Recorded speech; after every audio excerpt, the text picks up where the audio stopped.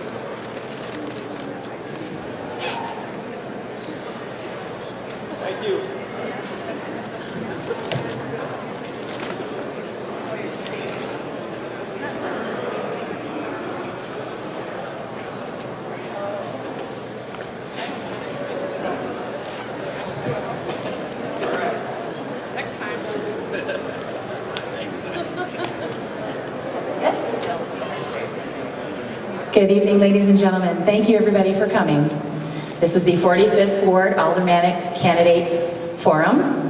On behalf of all the amazing community groups sponsoring this 45th Ward Aldermanic Candidate Forum, my name is Kathy Fern, and I'm with the Everyday Edgebrook Merchant Organization. I'd like to welcome everyone to this issue-focused discussion. We are honored to be hosting this event in this historic Grand Theater, the Copernicus Center. We will be introducing the candidates in a moment, but first we'd like to thank the following partners who helped sponsor and organize this forum. Everyday Edgebrook, Gladstone Park Chamber of Commerce, Gladstone Park Neighborhood Association, Jefferson Park Chamber of Commerce, Jefferson Park Forward, Jefferson Park Neighborhood Association, Jefferson Park Sunday Market, Old Irving Park Association, Portage Park Neighborhood Association, Six Corners Association, Six Corners Chamber of Commerce, of course the Copernicus Foundation, and last but not least, Natick News. And now for the candidates. Tonight's candidates are Anna Santoyo, Susanna Ernst, Maria Tomic, Megan Mathias, James Suh, and James Gardner.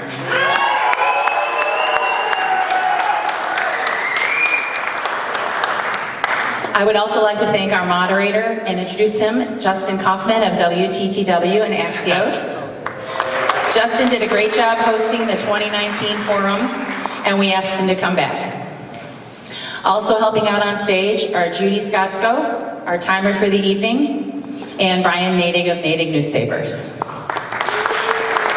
Now I'd like to introduce Merrill Miller of the Jefferson Park Sunday Market Group, who will explain the rules and the procedures for the evening. Thank you. Welcome, everyone. And a little brief reminder, there is a market here this Sunday. But in the meantime, welcome. This forum is expected to last up to 90 minutes, and we'll ask of the candidates both opening and closing remarks. 6 general topic questions, and a mix in the middle of those. There will be a fun, somewhat unusual lightning round of questions. Thank you to all who contributed questions. Know that due to our time limit tonight and the number of candidates, questions submitted have been honed down into what we could cover in this session. Should there be a runoff, we will revisit those original questions for a deeper dive later. We do ask the candidates not to use electronic devices, including cell phones, during the forum, and please stay seated during the questions, although you may choose to stand during opening and closing statements. As for the audience, we do ask that you show respect to all of the candidates. Sign waving and other disruptions, such as shouting from the crowd, will not be allowed. Also, please hold applause until the end of the forum so that we can keep things moving. And now, turn things over to our moderator, Justin Kaufman. Thank you. All right, welcome everybody. How are we feeling tonight? It is not as cold as it was 4 years ago. Who was here 4 years ago for the 45th debate? That was right before the polar vortex. We're getting close, but this time along there are more people in the audience because there are more people in the ward now, right? There are more neighborhoods represented. It was awesome to hear all the associations that have helped put this together and the newcomers to the 45th ward, and we're going to get into that tonight. So, like we just heard, the rules are set. We've got time cards over here. This is mostly for the candidates. Take a look at your time cards. Let's put up a 15 seconds card. See this one? We got somebody right here, right over here. Judy's got the 15-second card. So much signaling going on here. It's going to be up to you guys. We're gonna let you sort of self-moderate in terms of your time. So once you see that, you see the stop, go ahead and do just that. All right, so let's get to this because I know everybody is highly anticipating this conversation tonight, this forum. Why don't we start with opening remarks? We'll start at this side of the table with Ms. Santoyo. Go ahead, you've got 90 seconds. El pueblo unido jamás será vencido. The people united will never be defeated. Good evening, my name is Anna Santoyo, and my campaign is not my campaign, but a campaign for the people, about the people, building people power in the 45th ward and in our city. I'm running because I know a better ward is possible. I am the daughter of immigrants, a minimum wage city worker, a union member, a parent to 2 small children. I love you, Josefina and Emiliano. And I know the struggles that working class families go through because I've had the same struggles myself. I'm a first generation college graduate, and it was a dream of mine to be able to attend college. As a daughter of Mexican immigrants, this stage was not meant for people like me. And just like college wasn't meant for people like me, I did it. And I'm going to continue to fight with you around issues that capitalism creates. I have learned that we can't wait for politicians to come and save us, but that we ourselves, the people, our class, must fight together to demand what is rightfully ours. I've stood on the picket line with Chicago Teachers Union, the Fight for 15 and a union. I've demonstrated and canvassed for the right to abortion and all reproductive care.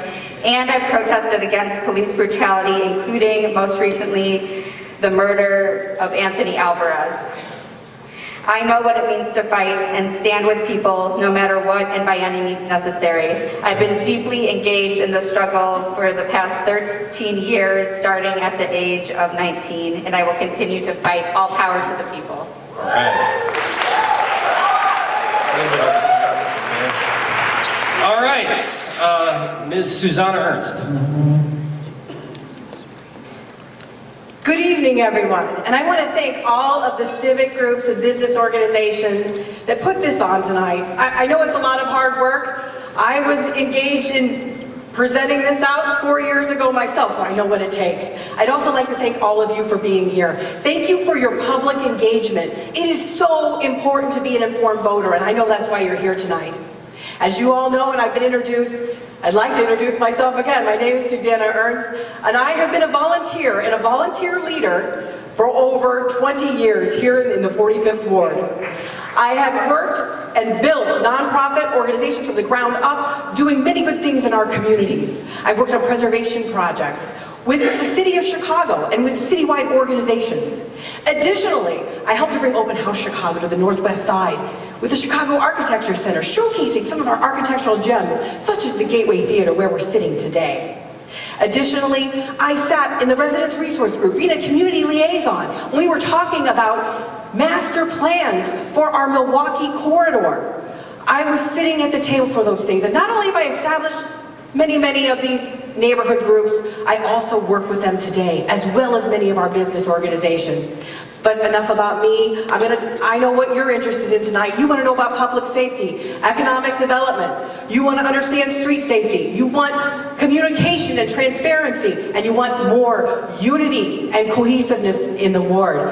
And that's what we're going to talk about tonight. Thank you. All right. Ms. Maria Tomic. I want to thank everyone for being here this evening. I know that you're taking time out of your evening to come and meet your candidates, and you realize the importance of your vote, and you want your voice to be heard, and that's exactly why I'm standing up here. I would love to be your voice in City Council. I'm like one of you. I'm a parent, I'm a sister, I'm a mother, I'm a daughter, I'm a friend, I'm a neighbor. I never thought I would get involved in anything like this. I felt more and more compelled to do this. I grew up here. I've seen how the ward was when it was flourishing and the neighbors came out and there was a sense of community and security. And I loved it. And my husband and I have decided to raise 2 teenagers here. Unfortunately for them, it's not the same. So instead of complaining on the sidelines, I have decided to bring my skills to the table and run for alderman. I mean, I told somebody I don't want to move. I don't want to have an exit plan. I don't want to leave Chicago. I want to stay here. And I know that I can bring my skills, like I said, to help the rise in crime, the rise in taxes, the lack of city services, the rats on our streets. I am here to ask for your support to be your next alderman. And again, I hope I get your vote. Thank you. All right. Let's go down the table. Megan Mathias, Miss Megan Mathias. Thank you. Good evening, and thank you so much for being here. I echo their comments. It's really important to see community engagement, and I know we all know it's really important in this particular ward. I'm Megan Mathias, and I'm running for 45th Ward Alderman, and I have been doing so for almost 2 years. I'm an attorney and small business owner in the ward. I'm the chair of the Belding LSC, have been for also many years, and I'm a mom of 3 CPS students. I'm really originally from a small town near Flint, Michigan, where we also understand it's important to elect important and smart people to office. My mom was a postal carrier, my dad was a crane operator, and I'm a first-generation college student. I had been practicing law in Chicago for almost 20 years, and I started my law firm here in the ward. I'm a mom of 3 kids, and as a mom of 3 kids in CPS and a 4th child I took in for almost a year due to neighborhood violence and housing insecurity, I know I've seen firsthand the impact of failure to invest in communities. I've seen firsthand as an LSC member and a parent about the struggles that the schools go through. I've protected victims of domestic violence and sexual violence in my work, serving on the board of the YWCA for many years and lifespan, not just as a board member, but doing other work. I've seen the impact when people don't protect the women's right to choose. And finally, I'm committing to you to developing a process to incorporate community voice into policymaking in this ward, which we don't have now. Thank you. All right. Going down the table, let's go to Mr. James Suh. James.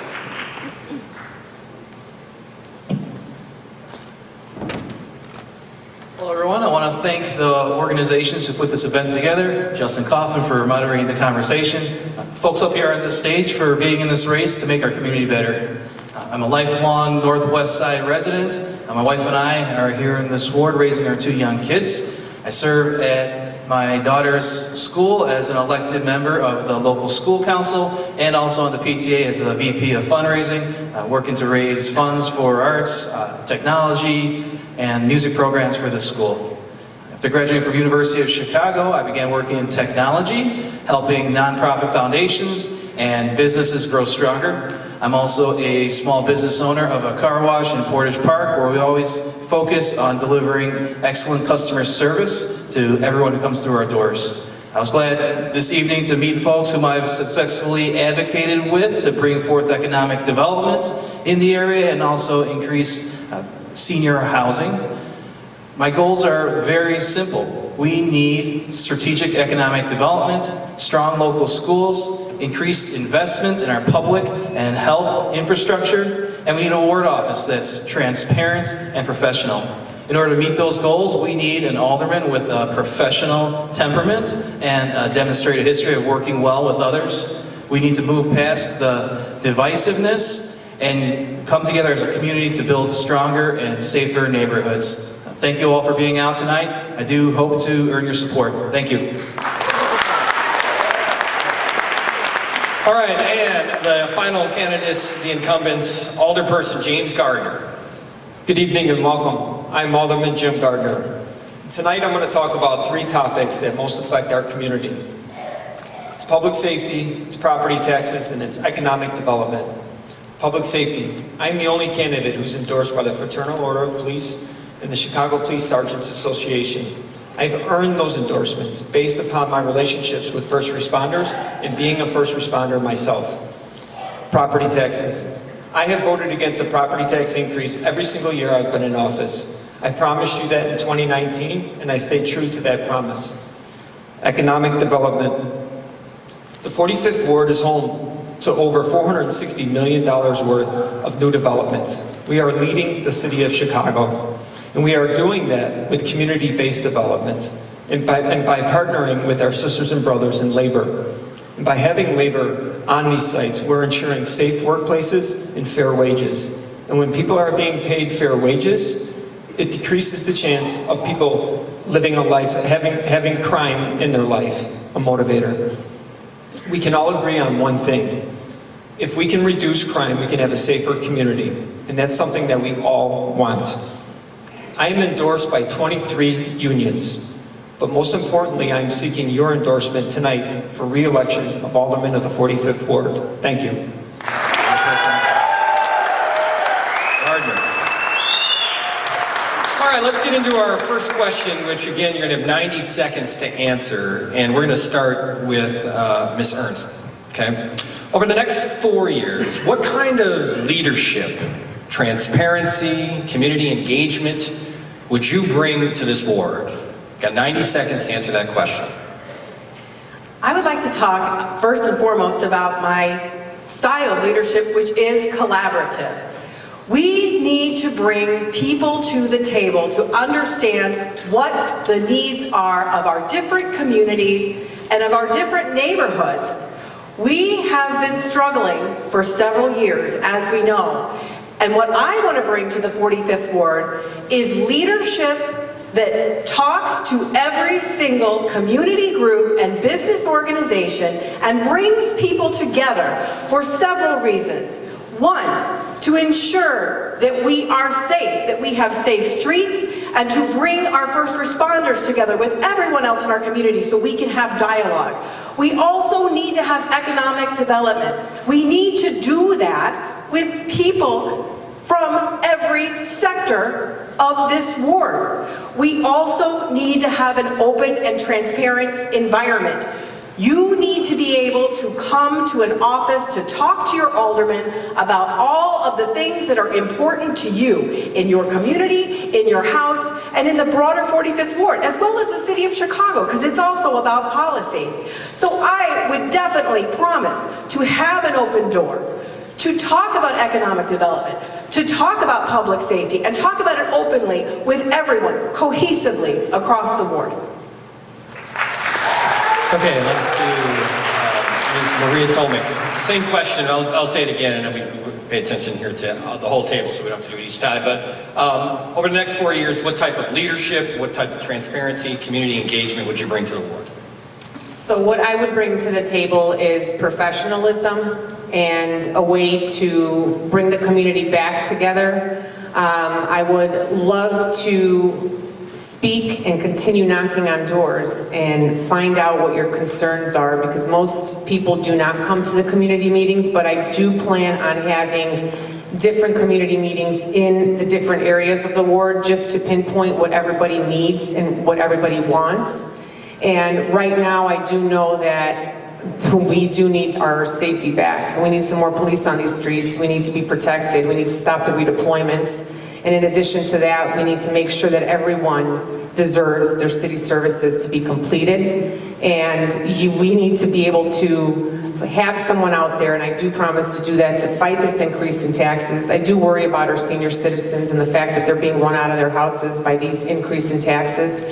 And I want to be transparent. I work in budgets. I do that for a living. I would love to let everyone know how much money there is, where it's going, after I have received the input of the community.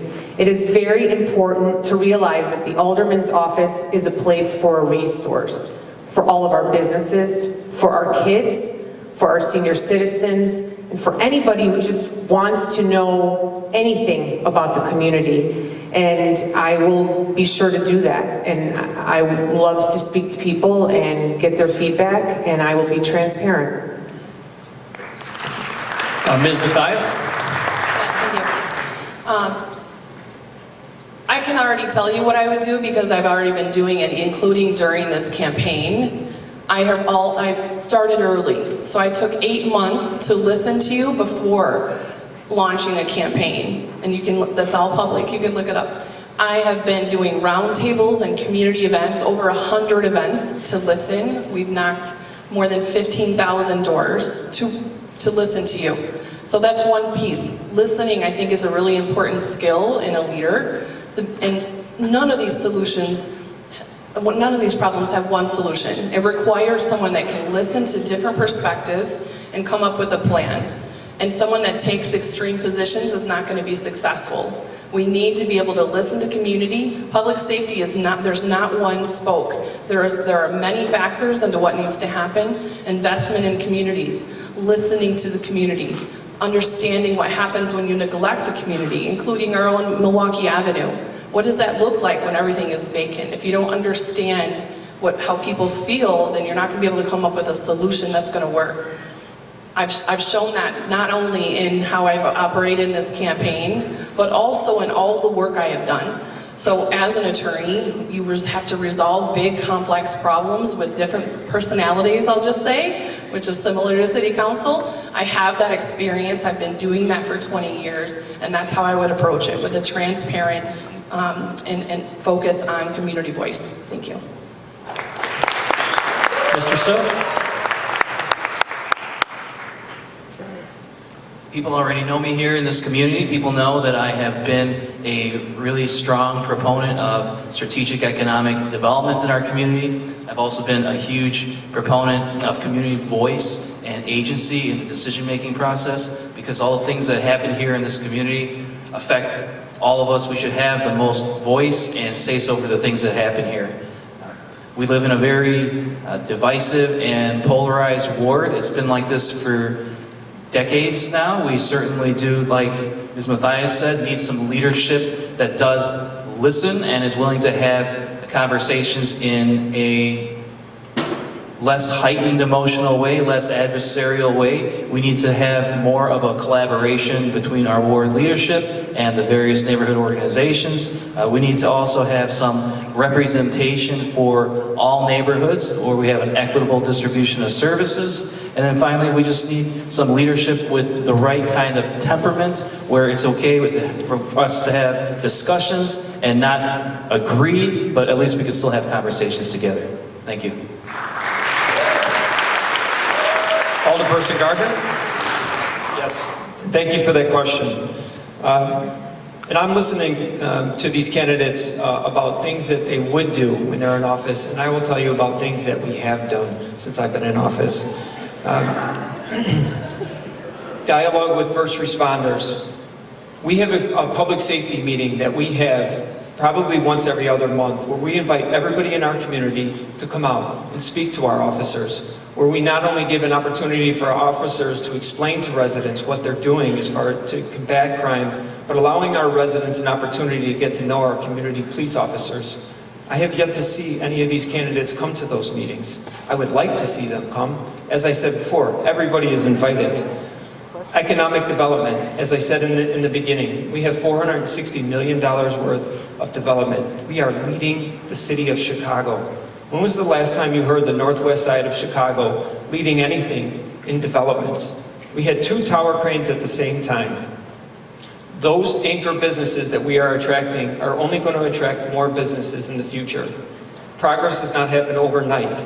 It's a process. And it's a process that I work with community groups, with vested residents and business owners in our community.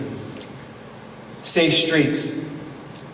We were able to get ballards for bike lanes. A lot of people, like myself, ride our bicycles to work or to home. In between Irving and Addison, unfortunately, 2 bikers passed away, but we were able to put ballards and safety measures on streets. Thank you. All right, and last, Ms. Santoyo. Yeah, so the FOP is not a community group.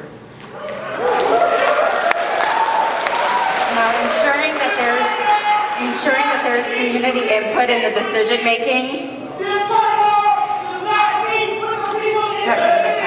All right, 1 second. Come on, guys. Hey, come on. We're gonna get Justice Take Grant. it. Yeah, we'll go back. Just pause. All right. There's no need. All right. Good stuff. That's what Twitter's for. Okay, are we good? I don't want to get Brian out of his seat to bounce, so. I mean, honestly, yeah. All right, let's go back and I want to make an executive decision. We're going to give Ms. Santoyo back her 1:30. So back to 1:30. Go ahead. Ensuring that community input in the decision-making process is actually really important. That's what democracy is all about. The people of this city should have control over their communities, over their workplaces, their jobs, right? And their lives. The role of alderperson should be to facilitate that through regular community meetings and interaction, participatory budgets, and like we've talked about, existing community groups.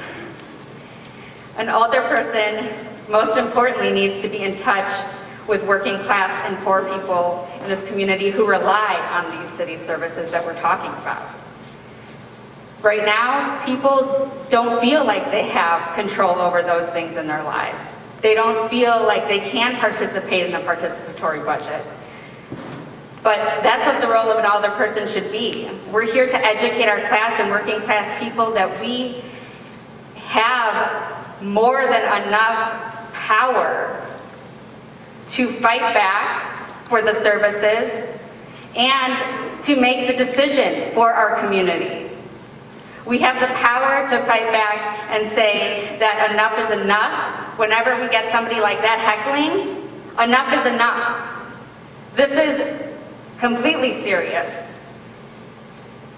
We have to really come together and have real conversations, and I'm about educating our class.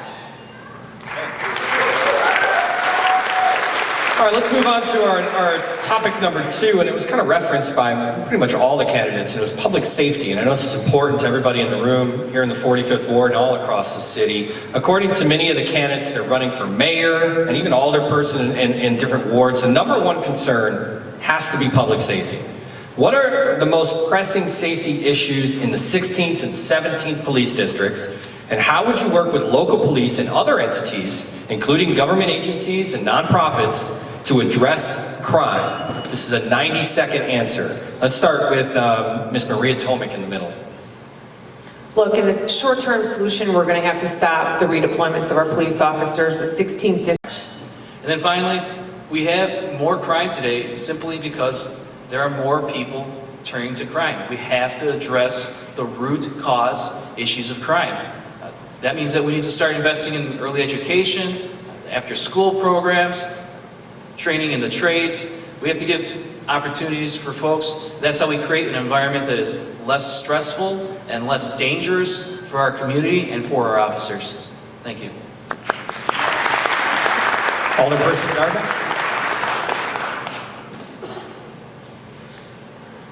Okay, how are you going to address public safety? Number one, get a new mayor. Number two, get a new superintendent. It's not David Brown's fault. It's not his fault, but he came in. He was going to lose regardless. You need to get somebody who came through the ranks in the city of Chicago. You also need to get a state's attorney that's actually going to convict guilty criminals. This is a national problem. And you need to address, as my challengers had said, the root cause of crime. Exactly, you do. You do that by creating jobs. You do that by bringing back vocational training in our high schools. You do that by getting our children involved in programs like CPFTA. Those are ways that you think outside the box. You can talk for days about how the 16th and 17th district needs to get more manpower. We've been saying that for years. Okay? You have to think outside the box and think of ways that we're actually going to solve these problems. And that's how you go about rolling your sleeves up, getting your hands dirty, and getting the job done. Because this city is moving in the wrong direction. And if we continue to move in the wrong direction, people are going to leave this city in record numbers. But that is how you address public safety problems. Ms. Santoyo? Yeah, I want to be really clear. Everybody deserves to feel safe in their community. And the question is how we achieve that. And if we're serious about public safety, like other candidates have said, we do have to get to the root of the problem. For every instance of crime that we see, it is an end result of a long chain of failed public policy. It is a result of the lack of economic opportunity, affordable housing, and adequate mental health resources. These are the real solutions that we need, yet every other candidate in this race simply wants more cops, more money for CPD. This is the same failed strategy that the city has been doing for years. CPD already gets nearly $2 billion a year. Just imagine what could be done with that money if it was actually used to meet the needs of the people. I also want to say that the entire country just watched the horror as police in Memphis savagely beat Tyree Nichols to death. In that case, and in so many others, right here in Chicago, the police were not keeping anybody safe. They themselves were the danger. And it's the same situation here in Chicago. Anthony Alvarez was murdered by CPD nearly 2 years ago, and the family is here tonight, and they're still fighting for justice. Cops didn't keep Anthony safe, and they don't keep us safe. Real funding for the people's needs keeps us safe, and that will be my priority in office. Ms. Ernst? So everyone wants to feel safe. And we know that public safety is the #1 issue across the city of Chicago. Recent surveys say as many 95% of people in Chicago say it's a big deal to them. And there are things that we need to take care of. We know that we do not have enough police officers on our streets. Not here in the 16th and 17th district, and not citywide. And we know this because of response times. It's unacceptable to think that if you pick up the phone and you're in danger, it could take a half an hour before someone is there to help you. But it's not because the police are taking a long time to get there, it's because there's just not enough to help. I just heard today even, or in the last few days, that we have firefighters and we have EMTs getting at violent sites and they're there first, and they can't combat anything violent that's going on because the police can't get there because there's just not enough of them. Our police officers are exhausted, they don't get days off, they get days off canceled. It's unacceptable. We need to think about better recruitment, getting people into the academy. We need to think about retaining our officers, our experienced officers. Also, too, we need to think about other solutions. We need to think about investing in nonviolence protection. So I know that those programs work. I volunteer at the Institute of Nonviolence of Chicago. We also need to reinvest in our health centers. We need to bring those up and running again. And we also need to think about social services. These are all things that get to the root causes of crime and should be addressed. Thank you. All right. If public safety is number one, then I would say economic development's number two, and we're talking about topics in 45th Ward, and we're going to get to economic development now. This is really a two-part question, both about development and land use. What is your vision for positive development in the ward, and how would you go about making land use decisions and gathering community input on development proposals? I know it's a big deal up here. You got 90 seconds to answer. Let's start with Ms. Mathai. Thank you, and thanks for using my word. Vision 45 on my website has the information. I've proposed a business corridor development plan based on research from other urban environments that had a similar problem as we do on Milwaukee Avenue. It's not, again, not one solution. There are lots of parts to it. One of them is bringing a small business development center to the northwest side. We're the only part of the city that doesn't have one. Its function is to get funding from different sources, not just the city, but federal government and other places, to small business owners to allow them to continue their business, but also invest in the community, buy a building, using small business funds, and then they're more invested in the community and there are less vacancies. That's a really simple solution that would make a big difference, I think, here, because you see we have businesses closing almost every day around here. Another part of my corridor development plan is to bring in different stakeholders, help us incentivize people to come here. We want something for our young families to do when they're here. We need to create an identity and have a passion for it, and that's part of how you see me standing here, or sitting here, I guess. I asked my opponent a few years ago, what are we going to do to support small businesses here? How are we going to change that? And I didn't get an answer, and that's part of why you see my business corridor development plan. I think it's really important. It would change the neighborhood. Thank you. All right, Mr. Son.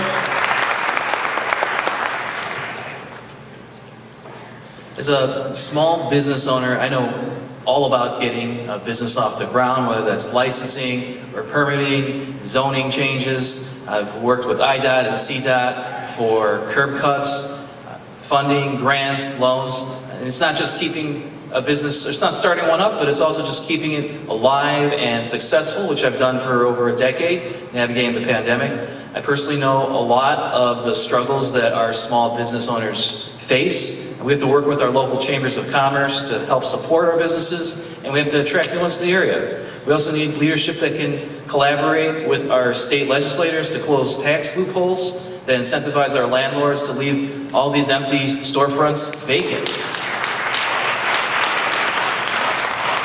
When it comes to zoning, we need to firstly publish established, open, and transparent process on our website rather than the ad hoc, case-by-case development basis that we have today. We need to work with developers, community chambers of commerce, and the neighbors to bring the right kinds of developments that fit the character of our neighborhoods and also help to revitalize this ward. Thank you. Alderperson Gardner. Again, I'm going to talk about what we have done in the 45th Ward. Community-based developments, community-based developments, community-based developments. It's something that I repeated throughout my term in office. And how do we do that? How do we get there? We get neighborhood groups involved. We speak with neighbors. We have public meetings regarding any property that needs zoning change. We get people to give feedback, and we give feedback ourselves. We understand the impact of a zoning change. We attract anchor businesses, which we already have. Northwestern Medical Facility on Irving Park, a Target coming to the former Sears site, 208 apartments of young professionals coming to our community that's going to help support local businesses.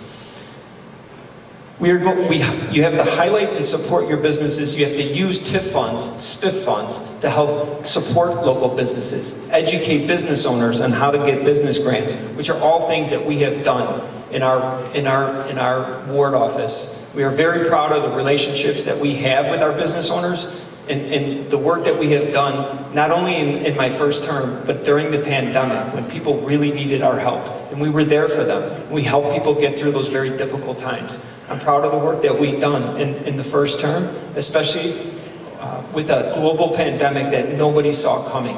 So that is how you get economic development in this ward, and that's what we have done. All right. Ms. Santoyo? Yeah, you can't have economic development if we don't have funding for and the right to housing. And affordable housing is what I hope to bring back in full force to the 45th Ward. I know that and strongly believe that people shouldn't have to pay 60% of their income to their rent or their mortgage. People should pay something like 10%. I know that's crazy, that might sound crazy, right? But we have to think bold. We have to demand what is rightfully ours. This is our community, this is our ward, right? So I really want to stress with local businesses as well that when we're talking about economic enrichment in our community, that the jobs that do come here are not just another franchise, another chain restaurant, right? Something that is not going to pay people living wages.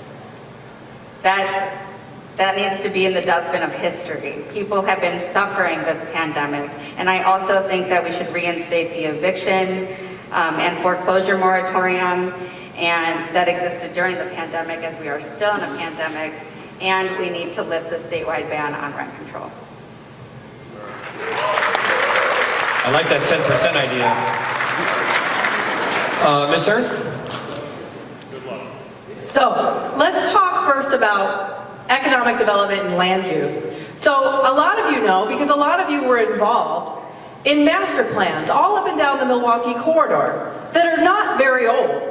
The plans aren't very old, but they've been sitting collecting dust on a shelf for a few years. We have plans to help with economic development. We need to revisit those plans.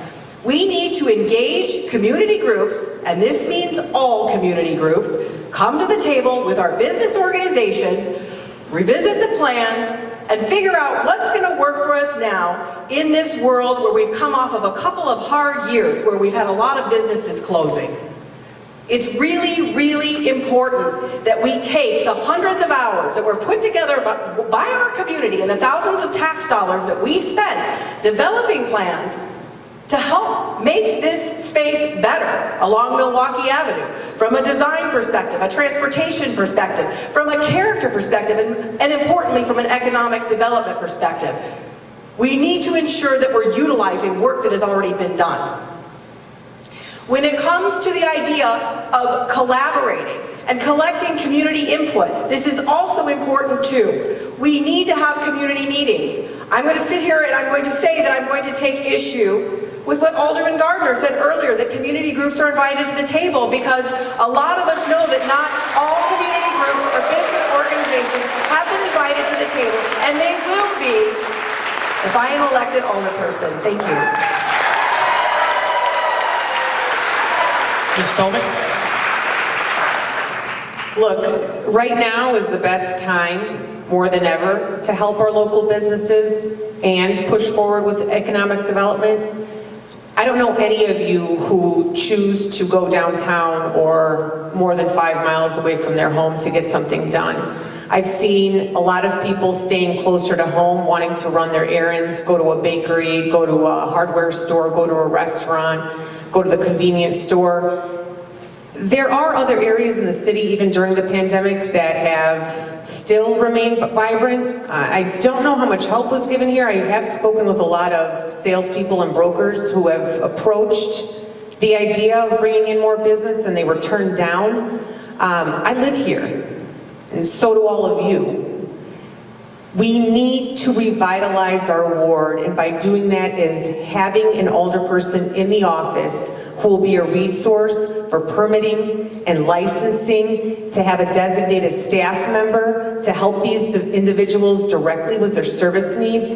All of the businesses, the chambers of commerce, and any other organizations need to have direct contact with the alderperson. And with that, we can move forward with economic development. And as for land use, this needs to be a consistent thing on the agenda in all of the community meetings. You need to bring in potential developers and all the residents and get everyone's feedback and not have these backroom deals like they have been in the past. Okay.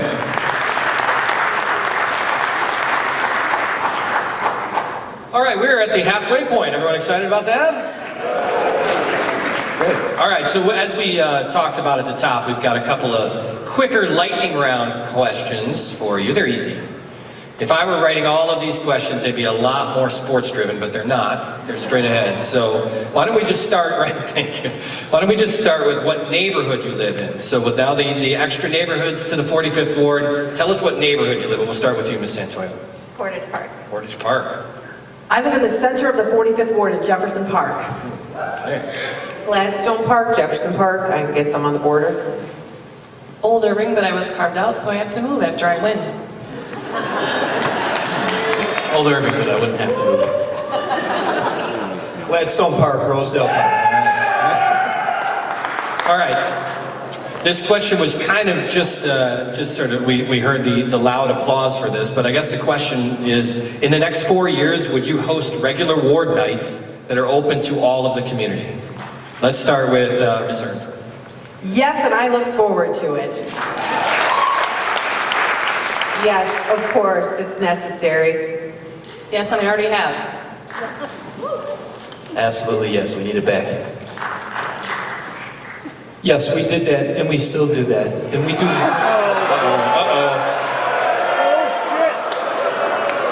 We do that. Instead of sitting in the office and waiting for people to come into our office, we actually go door to door and talk to people at their doorstep. Different kind of ward night. I like that. Ms. Santoyo. Yes, workers make our city run, and workers should run our city. All right. All right. Let's get into the nitty gritty. Who are you supporting for mayor? Let's start with you, Ms. Toman. Not Lori Lightfoot. Okay.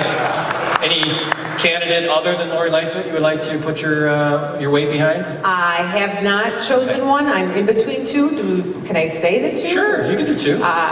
Willie Wilson and Dallas. All right.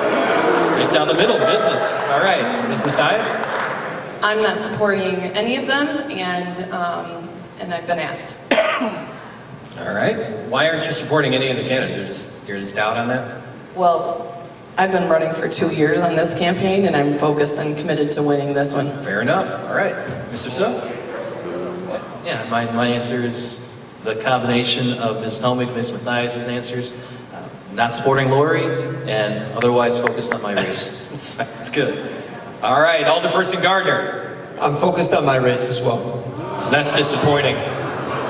You don't have a name for us? Yeah, Make some news here. The cameras are here. I think our community should strongly consider Paul Vallis. Okay, there you go. Ms. Santoyo? Not Lori Lightfoot, but I will support any candidate that reopens the case for justice for Anthony Albert. Okay. And Ms. Ernst? I am supporting whoever the citizens of Chicago elect. Oh, okay. That was not as fun as I thought it was going to be. You guys are all great. All right, let's get going here. All right, name a restaurant, favorite restaurant you like to eat at in the ward. Let's start with Ms. Mathias. Big League Burgers and Community Tavern. Ms. Sun? It's hard to name one. I'll say Eris Brewery, I'll say Gale Street Inn, and Dakota 94. All right. Alderperson Gardner. Simon's Tacos. No debate there. Ms. Santoyo? Community Tavern. Community Tavern. Ms. Ernst? I do like some ribs at the Gale Street Inn, but I've got to say every single restaurant in the 45th Ward, because I eat at all of them.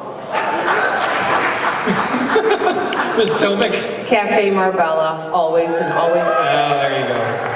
All right, let's talk about some hobbies, quick. What are some hobbies you like outside of politics? That means you can't say, I like running for alderman.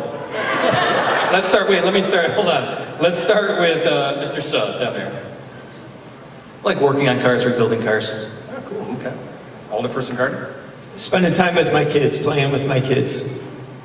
Ms. Santoyo? Organizing for workers' rights and to bring justice for Anthony Alvarez.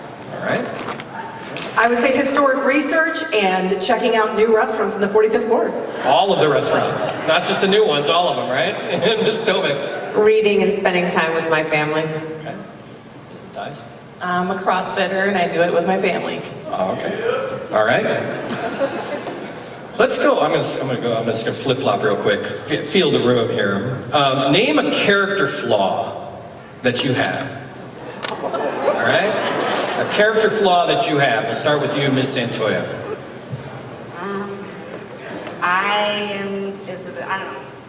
I'm like very passionate. Good. All right, passionate. I care deeply for the people in my life and in my fight for socialism. Yeah, that sounds like a flaw. No, let's go with Ms. Ernst. When I get really, really excited about something, I talk way too fast. Ms. Tomic. I try really hard to make everyone happy. Ms. Mathias. As a lawyer, they say I have a bleeding heart for a lawyer. Too much. Mr. Sung. I hate public speaking. And Alderperson Gardner. I'm a workaholic. Okay, workaholic. Write that down. Workaholic. All right, what's the single most important issue facing the 45th Ward? Okay, we've already kind of gone over public safety, economic development. You can go back to that, but well, let's start with you, Mr. Gardner, Alderperson Gardner. Single most important issue. Can you repeat the question? I didn't hear it. Single most important issue in the 45th Ward. Single most important issue in the 45th Ward? I think it's throughout the city of Chicago. It's public safety. Okay. Ms. Santoya? I would say the fight for affordable housing in the 45th Ward. Affordable housing? Sir? I've heard consistently from 44th Ward residents, it's public safety. Public safety? Ms. Tone? Public safety, number one. Ms. Mathias? Leadership. All issues can be better if you have a better leader. And Mr. Sung? I think all the residents are telling us that it's public safety and economic development here in this ward. Okay. All right, this is my favorite question of all of them. It's the last one, and we'll move on to the topics. If you were not running for 45th Ward Alderperson, which other candidate would you support? Let's start with Ms. Ernst. I think we need new leadership. Oh, that narrows it down. All the candidates in the table. Ms. Tomic? I'm really brutally honest. James Suh. All right, there you go. Ms. Mathias? I'm pretty torn, but I would like to see the first woman alderperson, so one of the women. Okay. Mr. Suh? I'll support anyone who's not under FBI investigation.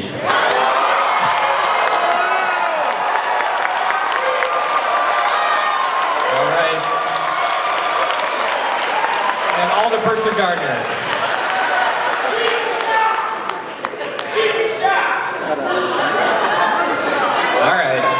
All right. To be honest with you, I don't know any of these candidates. I haven't had the opportunity to work with them on any projects in the community, and I don't know enough about them to make a decision. So you pick her right in. And to be honest with you, I wouldn't want to pick somebody and get sued by somebody on the stage for not picking them. All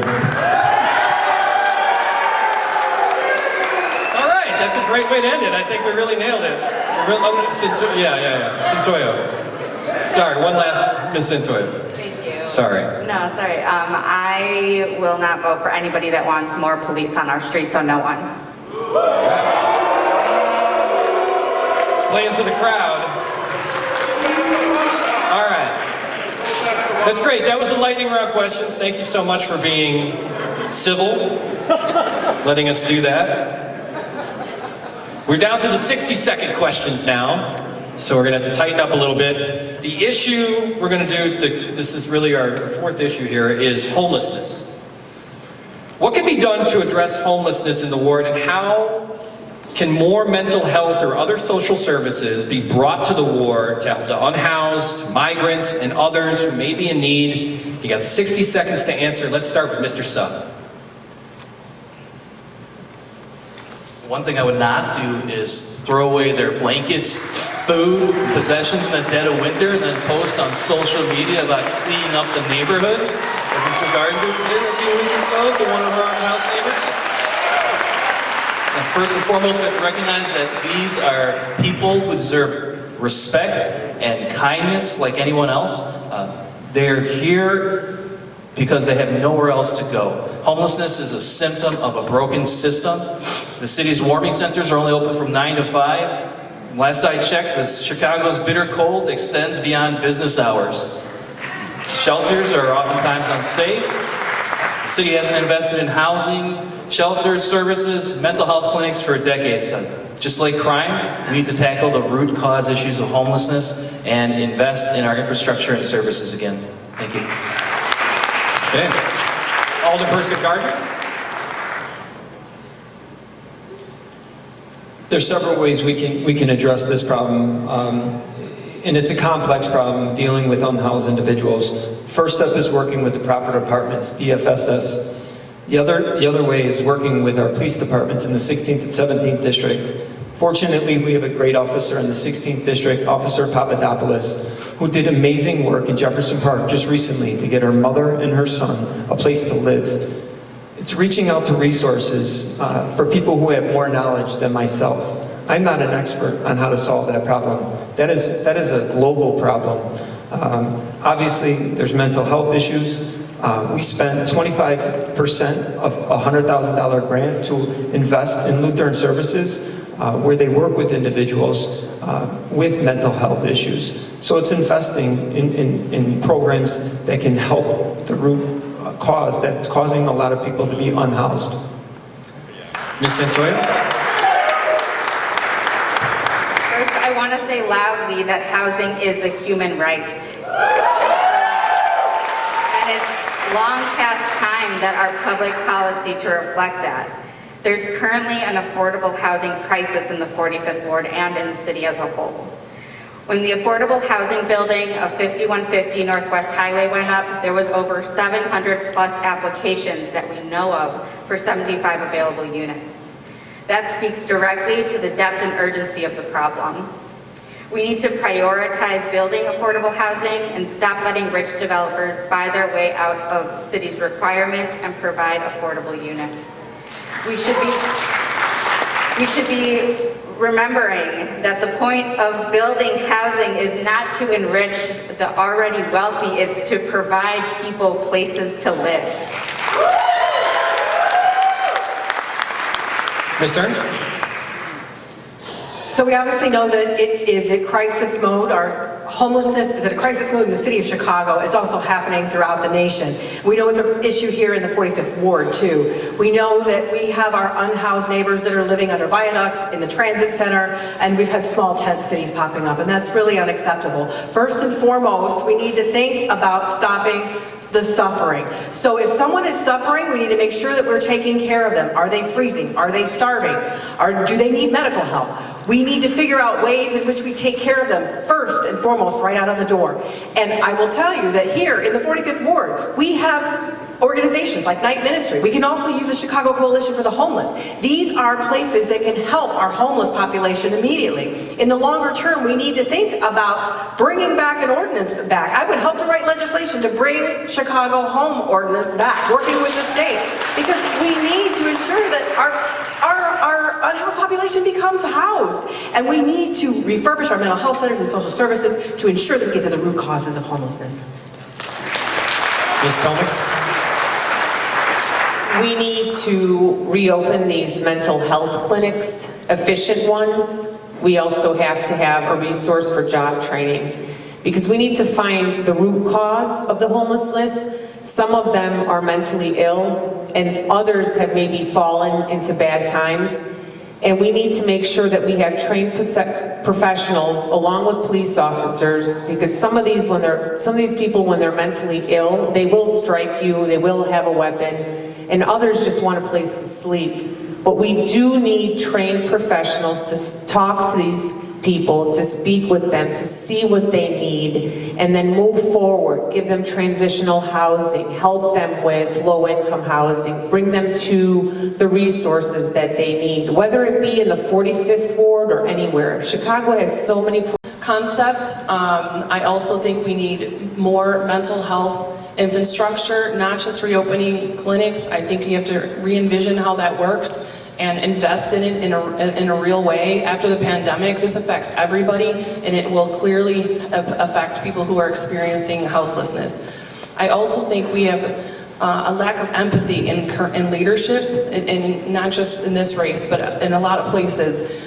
where you have to think about what these people are going through and what they have gone through. As I said, I took in a boy who was going through some really rough times, and it was hard work, I'll tell you that. I had just lost my partner from cancer, and I took a boy in for a whole year, but this entire community rallied around us. That's the love that the community had for my family. That's why I'm here to give back to the community. You have to approach these problems with that kind of empathy, leadership and empathy. All right, let's move on to another topic, transportation. What are the top challenges facing the 45th Ward when it comes to transportation? Whether we're talking about pedestrian, bicycle, vehicle, including public transportation. Explain how these issues can be improved. You have 60 seconds. Let's start with Alderperson Gardner. That's a great question. And there's departments that help us with that. Work with CDOT, work with IDOT, which we did. Again, I spoke about it earlier about putting bike lanes. Unfortunately, we had 2 individuals who died in the recent years on bike accidents in the very same area on Milwaukee Avenue. It's tragic. We were able to get ballards to help protect our bicyclists who are going to or from work in between Irving and Addison. We also instilled a speed camera that many people in our community wanted to slow down some of that traffic.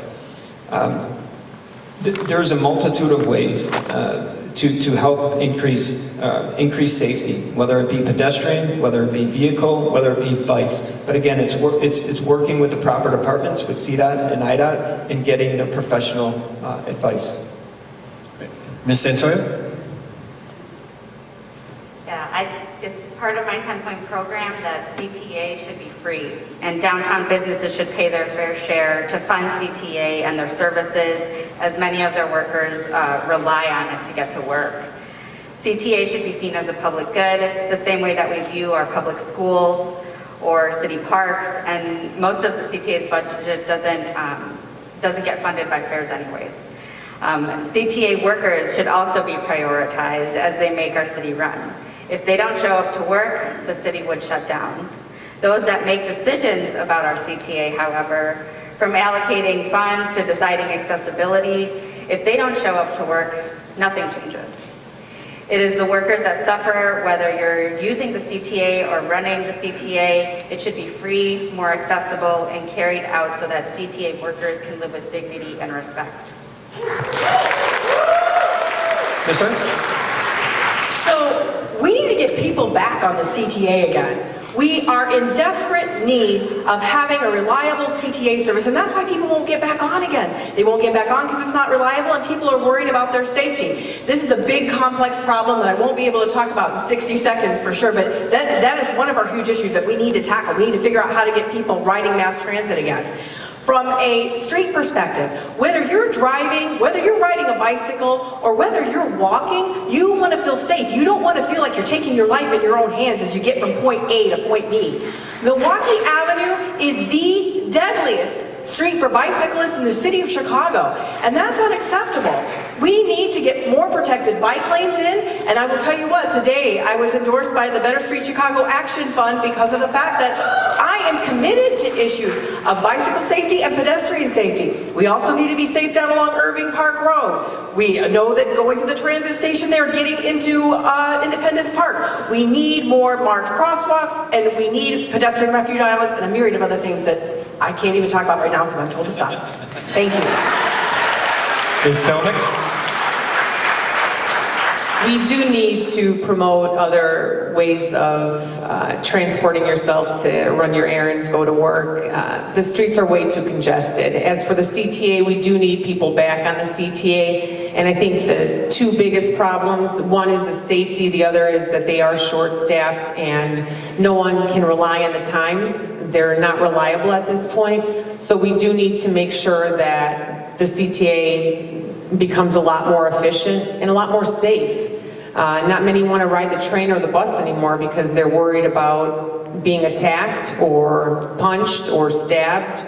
And as for the bicycle lanes, it's very dangerous to ride a bike. I mean, I used to work in Uptown and I really considered it for a while until my husband said that you're gonna die and I don't want you dead. So we really need to make sure that when we develop these ideas that they are safe for our kids and for the adults. And I think that we need to make sure that this is, that we promote more transportation by foot, by bike, and by CTA. Ms. Matthias? Thank you. The two bikers who were killed were right in front of my home. And I personally think we should focus on making the lanes we have right now safe and make them protected before expanding. I know there's a push for a bike grid, but I think it makes sense to not expand things that we know are unsafe and start with adding protection. And that's the issue. The ballots that went up, they did go up, but they're already gone. And people double park in front of my house because there's a sports facility there, so they'll park in the bike lane and in the parking spot. It's impossible. There is no solution right now. So I think the priority to keep people safe is the protection, and I think that should be a real push for that. I also think we should, a few seconds left, that we should potentially close down for some months of the year from that first block of 6 corners right in front of Community Tavern, make it be a community space, let people come out in the summer. It'll increase pedestrian traffic, and also will help the bikers. Thank you. And Mr. Sir? This is one of those issues that's interlinked with economic development. These businesses really do rely on having foot and cyclist traffic to survive, which just doesn't exist today. Like we're all have already mentioned here, we have had 3 cyclist deaths in as many years here in the ward, 2 of them occurring at the very same intersection over in Milwaukee and Kilbourne. I question why something wasn't done immediately after the first death. It doesn't seem to me that we had to wait for a second person to die there before we would put some sort of solution in place. It's just not acceptable. I would work with CDOT to ensure that we're investing in safe infrastructure with real solutions for our pedestrians and cyclists. We have to identify the problem areas and address them with priority, like the Milwaukee-Kilbourne intersection. And finally, we just need to ensure that those solutions work with our local businesses and don't adversely impact them. Thank you. Okay. All right, this is our last topic, and it's really about bringing business back to the 45th Ward. All right, so one of the top concerns of residents when it's not public safety has to be the number of vacant storefronts in the business districts in the 45th Ward, especially along Milwaukee Avenue. We also have several undeveloped lots in the Jefferson Park and Portage Park commercial areas. How would you address these concerns and make the neighborhood business district more vibrant? Got 60 seconds on this one. Let's start with you, Ms. Santoyo. Yeah, we need more culture seen in our ward, right? We need more arts in our ward. I'm a proud worker of the Chicago Public Libraries right now, and we're a community space. We need more community spaces as well, and that also has to do with public safety. But as far as economic opportunity and business in our ward, we need to increase economic opportunity to also have our alderperson have a robust jobs program in our ward. That could happen. There's the funding for that, and we need good paying jobs, right? I mentioned that right now we're still in a pandemic. People don't feel totally safe in their jobs, right? I myself am a minimum wage worker, and I know that the value that I bring to the city means so much, and I can give that back in my community if I wasn't making minimum wage. $15.40 is the minimum wage. So I would fight for every worker that makes the city run and not continue to line the pockets of the billionaires and the wealthy of the city. Okay. Ms. Ernst? As we're coming on the back of a couple of really tough years for local businesses, and this is all over the city of Chicago, and it's all over the nation, frankly, there are a myriad of ways in which we can approach it. One of the ways we might need to approach it is we might need to think about re-envisioning our business spaces. Do we need to rezone some business spaces to become more residential because of the fact that we're just not able to support brick and mortar like we were in the past? Also, too, are there other things that we can think about? The 45th Ward is amazing. We have amazing restaurants, theaters, museums, and we've got more to come. We should be touting these things and marketing these things and investing in these things. A business owner would love to come to a place that is going to be a thriving arts and entertainment center where you can spend an evening out. I think there are opportunities for us here. We just need to harness them. And then we need more housing around our transit nodes specifically that is appropriate for the neighborhood and is within the character of the neighborhood to help serve as a catalyst to economic development by having more people to patronize local businesses. Ms. Cohen? As an alderperson, it's the job of the alderperson to market a lot of these areas that are already there to help retain the businesses. And there are creative ways to attract new businesses, like even pop-ups that may appear in some of the long-term vacant areas. The problem is that now it looks like a dead zone and everyone sees it as a dead zone. We need to talk to our chambers of commerce, our business groups, our real estate brokers and salespeople. I have spoken to many who want to bring theater back, who want to bring the arts back. I mean, there is so much opportunity with Milwaukee and some of the other main corridors. This could be such a beautiful place to live and visit and enjoy, and it needs to get done, and there are simple ways of doing it. There are so many people that have already offered, this is what I want to do, this is what I want to see. So people are there, we just need to reach out and do our job. All right, Ms. Mathias? Thank you. I'm going to speak fast because I have a lot of ideas on this point. You can look up on my website. I started my law firm in an incubator where we support other businesses. I think if we had a modern day community center that included art space, that included a place for you to learn about these programs, the SPDC I mentioned earlier, if it included a space to teach kids digital education, you're drawing people out, having a place for them to come to in a modern way that has an experience there for them. But you're also maybe we could create a process for this pop-up as part of my business corridor plan. If we had a robust system so that people, they sometimes don't do pop-ups because it's expensive from a legal perspective to get all the paperwork in order. If we had a system where we were offering that to them, we could attract more of that business and have a diversity of these kind of things popping up here, as well as this SBDC and Modern Community Center. So please look up my website for all the details about that. Mr. Sir? I've said this already, but I'll say it again. Very first thing we need to do is get rid of those tax loopholes that incentivize landlords to leave their storefronts vacant. Secondly, we need to have an attractive environment for developers to want to come here. I've talked to developers at the doors. They're saying that they had gone months without getting a response from our ward office today. We need a professional and responsive ward office. And then finally, we need true community input from the neighborhoods, bringing the right kinds of businesses, and we also have to support our chambers of commerce. Thanks. Alderperson Gardner. For those who haven't been in this community for as long as I have, I've been here for 40 years. This is a problem that has plagued our community for over 25 years. What you have to do is make a plan, which is what we've done and what we are doing. You pick an area in the ward, and you develop that area, which is exactly what we're doing in Six Corners. In 2019, I made a bold statement to say that we were going to bring $500 million worth of new developments to our community. We're at $460 million worth of new developments. You bring anchor businesses to our community. By bringing anchor businesses, you are going to allow smaller sized businesses to flourish. You attract young professionals. Those are the ones who are going to shop regularly, going out to dinner, buying items from a small business owner.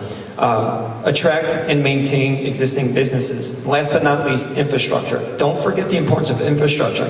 Having smooth sidewalks, having graded sidewalks and graded streets. It's about appearance a lot of times as well. So you have to take care, you have to pay attention to the detail.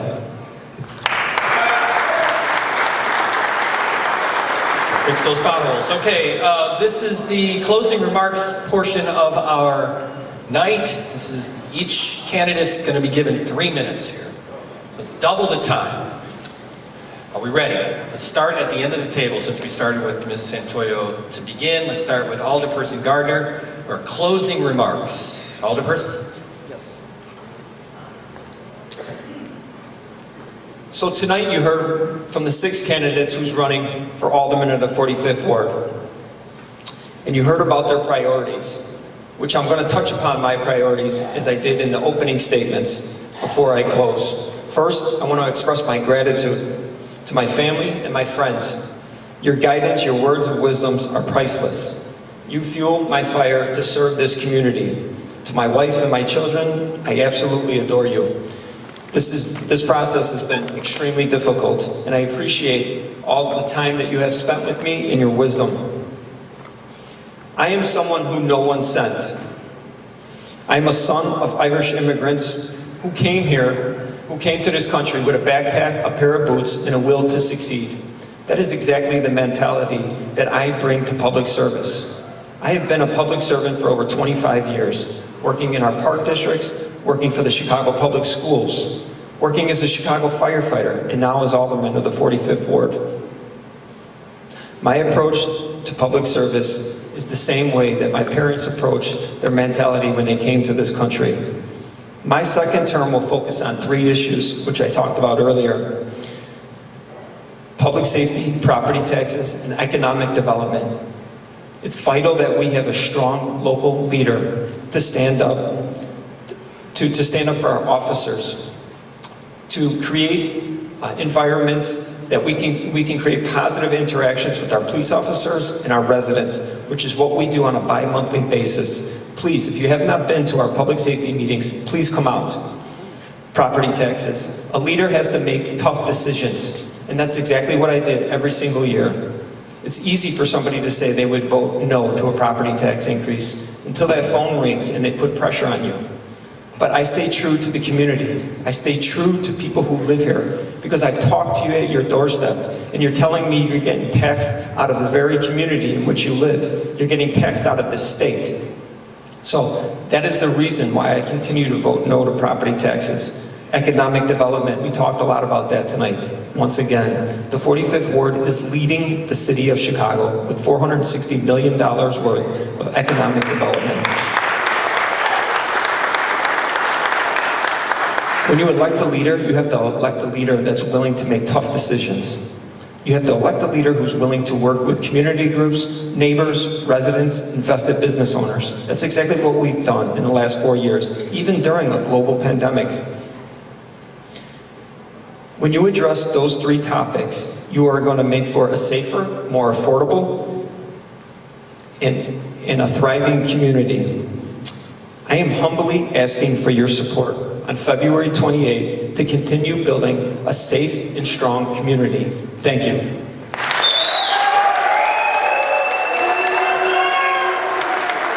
All right, Mr. Sugg.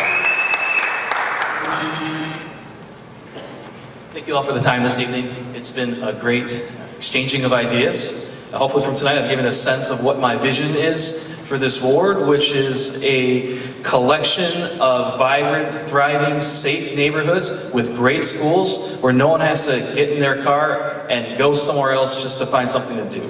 You know, whether it's having a nice dinner, hanging out with friends, doing something with the family. Everything we've talked about tonight, public safety, economic development, road safety, housing, interconnects and revolves around this vision. We can't focus on any of these issues in a vacuum. Each affects the other. When we have strategic development around housing, that improves our local economy, bringing a population that supports our local businesses. When we have a transportation plan that works for our motorists, our cyclists, our pedestrians, that brings foot traffic that also helps support our local businesses. When we have a thriving local economy that brings jobs and tax dollars to our ward. When we have well-lit, occupied storefronts and sidewalks busy with pedestrians, those are things that deter crime and the types of shady events that we've seen going on in our vacant areas lately. I'm the best candidate to execute this vision because of the ways that I've gained experience over the course of my career as a technologist and as a small business owner. I'm the only candidate here who has successfully owned and operated a service-oriented small business that caters to the public.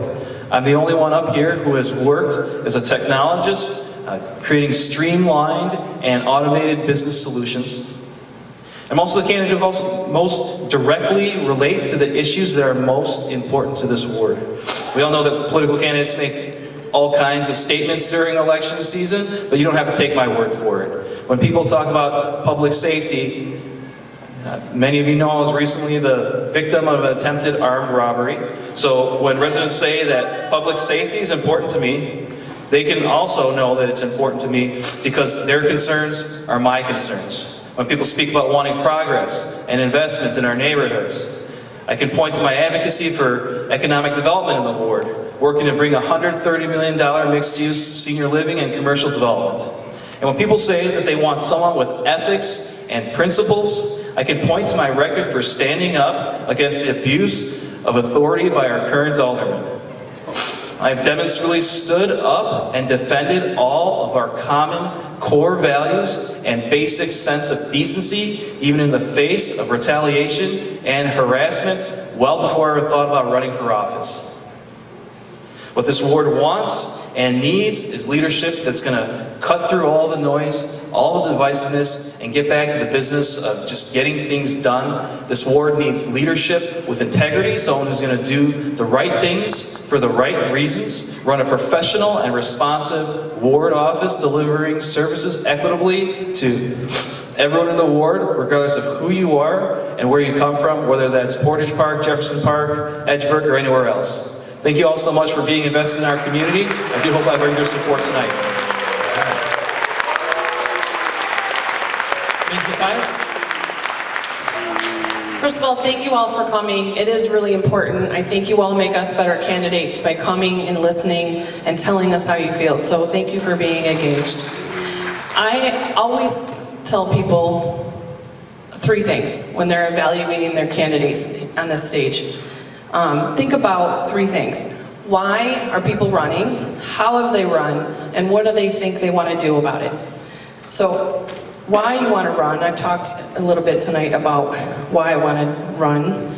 I'm not running for a power play. I'm running to change the neighborhood where I decided to raise my children, where the community that took care of us for so long, so I can give back to them and bring back better leadership so that you can have confidence in your government. How have people been running their campaign? I started early. I started by listening for a very long time. We have been knocking doors for almost 2 years. That's 2 summers of block parties with you and 2 winters of doors, which is a lot. Were the candidates organized and prepared? Have they given you a chance to get to know them? Those are the things I tell people to consider. I think that shows the kind of leadership that they would also bring to the alderman's office. Is it strategic? Is it thoughtful? Is it inclusive? Is it well planned? And then finally, what do they want to do in office? A lot of people have talked about what they would like to do, and I've talked a little bit about what I've already done, and you've seen me do that. I've done that with you.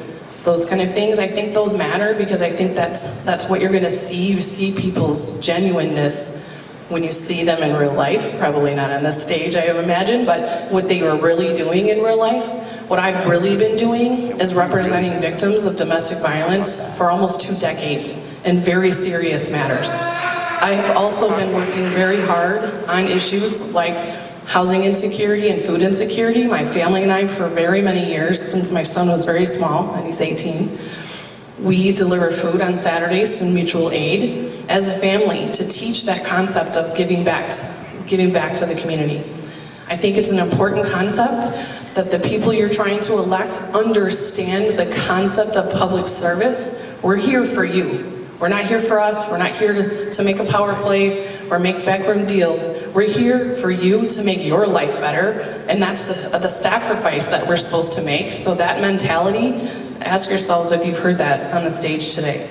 I also think we need an alderman who will, oh man, already? I'm just getting started. Okay, I have so much to say. I could talk for 2 days, but I think we need an alderman who will stand up for you, who will stop to fight and stop rising property taxes, that will help you stay in your homes and keep your homes affordable, who has a vision, who has new plans and can understand that some things haven't worked and new strategies need to come about. And finally, the most important thing you need to think about is leadership. Have you demonstrated it already in your life? How do you think that's going to impact the alderman's office? So a vote for me is a vote for good leadership.